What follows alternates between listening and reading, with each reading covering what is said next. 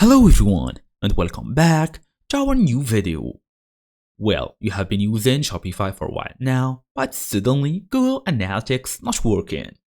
So if Google Analytics isn't tracking visitors on your Shopify store, you are missing important data.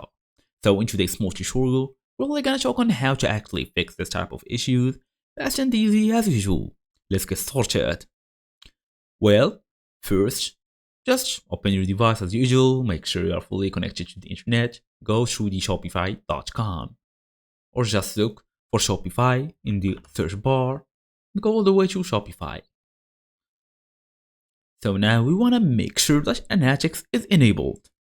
You should also verify any data collection is turned on in your settings. So for me, I'm gonna go through the settings here.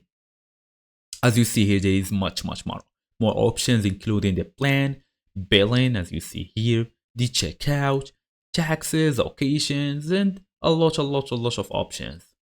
You can also go through which I will show you. You can also go through the analytics menu here.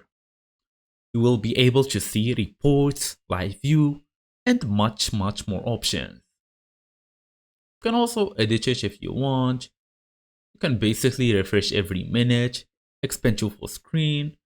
You can see the reports, the live view, and much options. You should also disable any ad blockers, since test tracking without browser extensions is necessary at this point.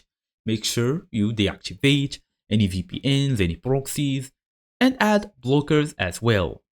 Verify your real-time reports, as I showed you here, then reconnect your Google Analytics. Remove and re-add the integrations if needed. So, that's basically it. Thank you all for watching, and I will see you in the next video.